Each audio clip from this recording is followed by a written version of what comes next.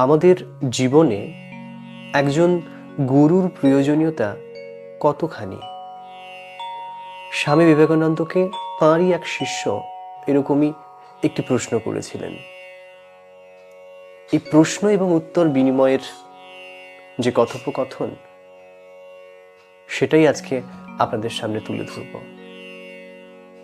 স্বামীজিকে শিষ্য প্রশ্ন করছেন, মহাশয়, আমরা তো বহু ধর্মগ্রন্থ পাঠ করি, বেদান্ত আলোচনা করি, দর্শনের সূক্ষ্ম তত্ত্ব বুঝতে চেষ্টা করি, তবু কেন মনে হয় আধ্যাত্মিক জীবনে যেন প্রকৃত উন্নতি হচ্ছে না?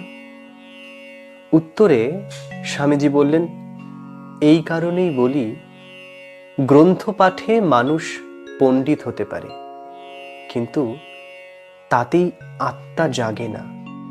বই তোমাকে জ্ঞান দেবে, কিন্তু শক্তি দেবে না। তখন শিষ্য বলছেন, তবে কি শাস্ত্র অধ্যয়ন নিষ্ফল?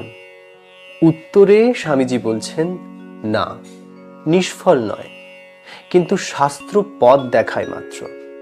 পথ চলতে আমাদের চাই শক্তি।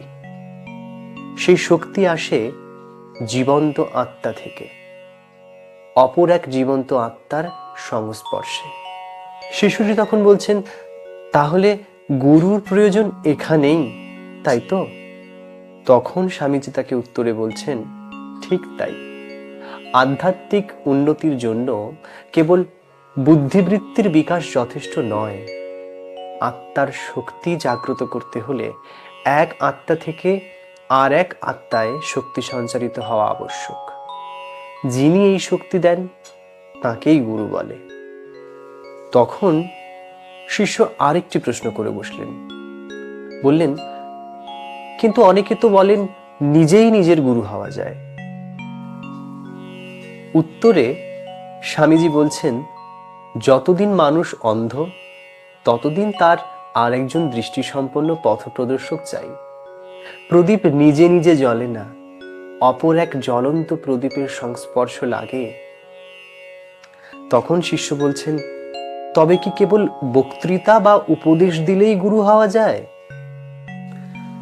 স্বামীজি তখন বলছেন, না, কখনোই না। গুরু মানে কেবল বক্তা নয়, গুরু মানে সাধনার প্রতিমূর্তি। তার জীবনে যে সত্য জাগ্রত, সেই সত্যই নিঃশব্দে শিষ্যের অন্তরে প্রবাহিত হয় তার দ্বারাই।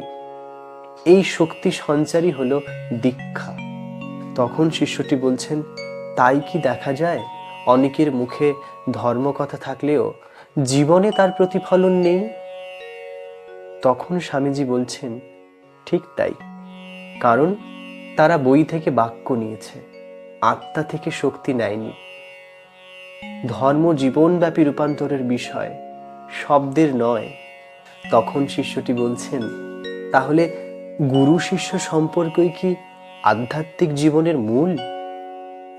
স্বামীজি তখন বলছেন, হ্যাঁ, জীবাত্মার জাগরণের জন্য গুরু অপরিহার্য। গুরু ছাড়া ধর্ম অনেক সময় কেবল বুদ্ধির খেলা হয়ে দাঁড়ায়, আত্মার মুক্তি নয়। অতএব আত্মার মুক্তির জন্য গুরু প্রয়োজন।